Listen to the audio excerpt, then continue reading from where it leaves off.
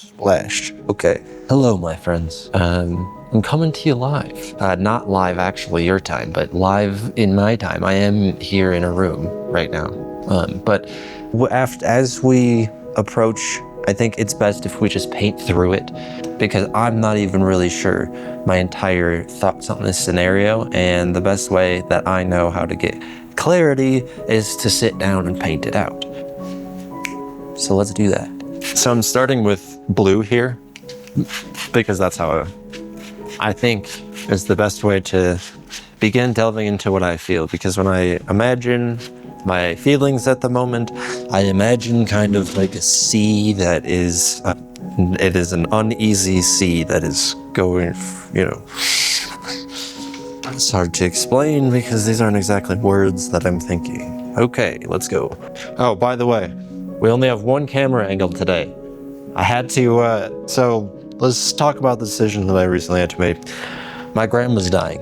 She's gonna die in the next couple of days. And she is not conscious. She has been asleep since Saturday, and it's Thursday. And she's just on morphine right now to sort of ease her into the transition to dying, which is very difficult for me because my grandma was a very calming and peaceful presence in my life when I didn't have a lot of calm and peace. And I won't go through every single memory, but she was there for me in times where where pretty much nobody else was. And, you know, truly the closest thing I can imagine to a saint. I've known her my whole life. I'm 30 years old. I've seen her get upset one time when I was being particularly naughty, and she just said, "Knock it off."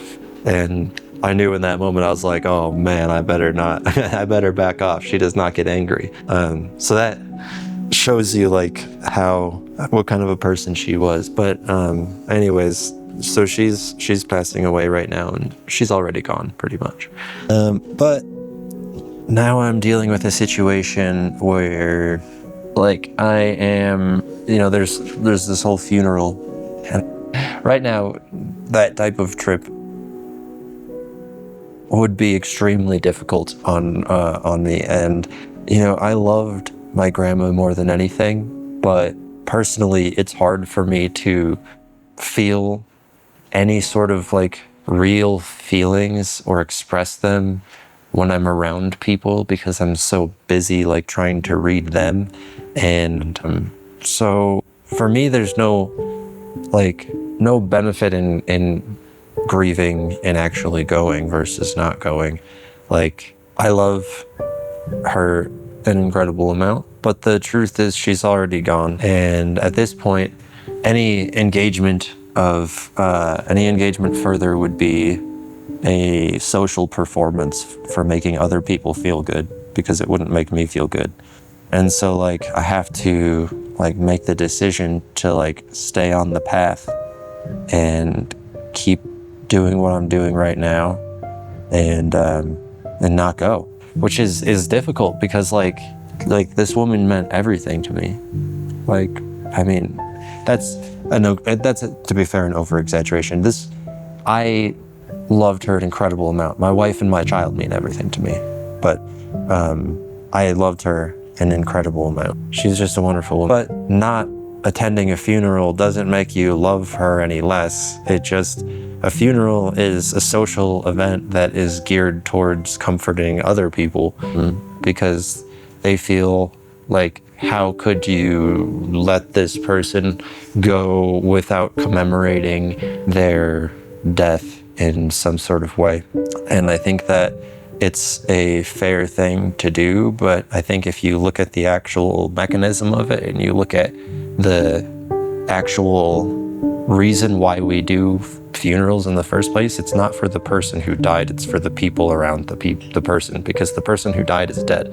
They don't have awareness. Like, and if they do have awareness, I would struggle to think that they would be judgmental about somebody processing a situation in their own way, as opposed to going and throwing, a big event. And so with that in mind, it's like just having to make this decision and then stand on my principles is very difficult. Like, I find myself like shaking and stuff because it feels wrong, because I'm going against what's expected of me by my family and by really society and pretty much everything I've expected of myself to this point. But the way that I sort of see this moment is like, am I going to cling to the person that I was in the 29 years leading up to now, or am I going to make the decision that makes sense to me? And I think at a certain point, it's like growing as a person means making the decision that makes the most sense to you, regardless of what's expected from external forces. And that is very uncomfortable. I would honestly rather drink a couple of drinks, get on a plane, and fly and to go see my family and, maybe go see my friends or whatever, than have to make a decision like this with potential consequences that, my feelings might be hurt and people might get angry with me. Yeah, like the path of least resistance is actually going and doing the thing. But if I examine my reasonings for going or not going, and I examine what my personal belief system is in this scenario, everything points to not go. And so it becomes a decision of like, do I operate within the bounds of like who I think that I'm supposed to be based on how I was raised, or do I make the decision of somebody who I am with my own belief systems and my own perspectives and everything like that? And so I'm having to choose the hard decision of upsetting people and not going. But God, that's hard.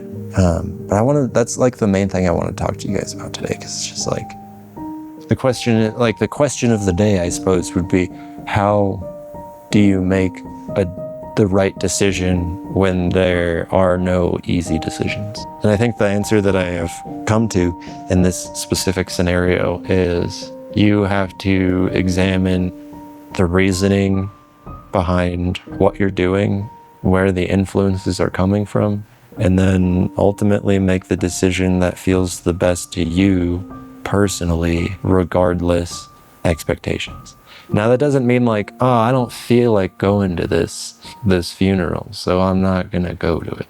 But if you examine the purpose for making the decision that you're making and the pros and cons of each side, and you do it honestly and you do it rigorously, not trying to choose something that just feels the most comfortable, but something that aligns the most with your own internal value system, that's going to be the right decision every time, regardless of societal or any sort of expectation like that, which is really hard because a lot of times it feels like you want to do something because of the pressures that are placed upon you. But a lot of times if you actually sit down and talk about it and question it, you kind of start realizing like, oh, I think I'm just doing this because I'm expected to do it. Wrapping up the funeral topic. For me personally, the best way to remember my grandma is to channel that feeling into a painting and to like genuinely sit down and just cry and remember all of the wonderful memories that we've had and like, say a little internal prayer. And that's the way that I feel the closest, not going to some social event that makes me extremely uncomfortable for people and for other people. And then, yeah, it's just, I'm not saying that's the right decision for everybody. Let's do some painting to keep going.